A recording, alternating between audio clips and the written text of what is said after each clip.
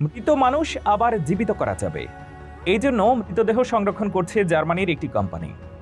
প্রতিটি দেহ সংরক্ষণে খরচ হবে $2 লাখ বা প্রায় 2.5 কোটি টাকা। এবং বেশ সাড়াও পাচ্ছেন তারা।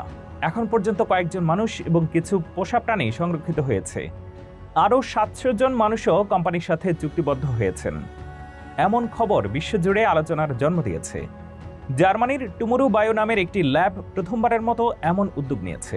তাদের দাবি, ভবিষ্যতে চিকিৎসা বিজ্ঞানের উন্নতির মাধ্যমে সংরক্ষিত মৃতদেহকে আবার জীবিত করা সম্ভব হতে পারে।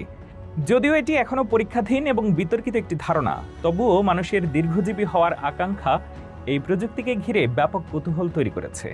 এই সংরক্ষণ পদ্ধতির নাম ক্রায়োনিক্স। ক্রায়োনিক্স মূলত এমন একটি প্রক্রিয়া যেখানে মৃত্যু পরবর্তী সময়ে দেহকে অতি নিম্ন তাপমাত্রায় সংরক্ষণ করা হয়। প্রক্রিয়াটি শুরু হয় শরীর থেকে রক্ত ও তরল পদার্থ বের করার মাধ্যমে। এরপর ব্যবহার করা হয় বিশেষ সংরক্ষণকারী রাসায়নিক, যা দেহের কোষকে জমে ভেঙে যাওয়া থেকে রক্ষা করে।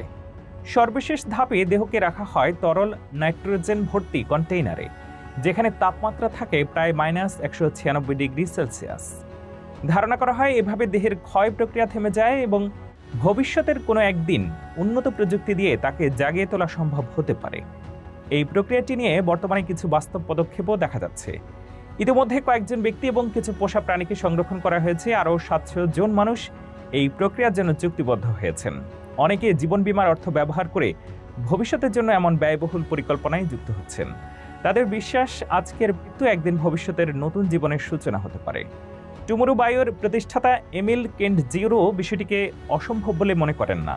তার মতে, একসময় অঙ্গ প্রতিস্থাপনা ছিল কল্পনার বিষয়, অথচ আজ তা বাস্তব।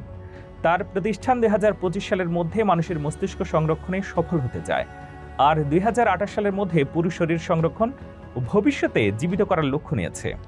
এই দৃষ্টিভঙ্গিকে তিনি এক ধরনের সময়ের ভেতর ভ্রমণ হিসেবে ব্যাখ্যা করেছেন। তবে বিজ্ঞানীদের একটি বড় অংশ এই প্রযুক্তি নিয়ে সন্দিহান। তাদের মতে, মৃত্যু ঘটার পর থেকেই দেহের ক্ষয়ের প্রক্রিয়া শুরু হয়। তাই জমাট বাঁধা অবস্থায় সংরক্ষিত দেহকে সত্যিই জীবিত করা সম্ভব হবে কিনা তা নিশ্চিত নয়। এমনকি পুনর্জীবিত হলেও মানুষের স্মৃতি এবং চেতনা ঠিক থাকবে কিনা সেটিও বড় প্রশ্ন। তাছাড়া সামাজিক ও নৈতিক দিক থেকেও বিষয়টি জটিল। একজন মানুষ যদি বহু বছর পর নতুন যুগে ফিরে আসেন, তখন তার জন্য সমাজে অবস্থান কেমন হবে তা নিয়েও প্রশ্ন রয়ে গেছে। তবুও মানুষের অদম্য কৌতূহল এবং দীর্ঘজীবনের স্বপ্ন এই গবেষণাকে এগিয়ে নিচ্ছে। অনেকে মনে করেন, বিজ্ঞানের ইতিহাসে এমন অনেক কিছুই ঘটেছে যা আগে অসম্ভব মনে হয়েছিল।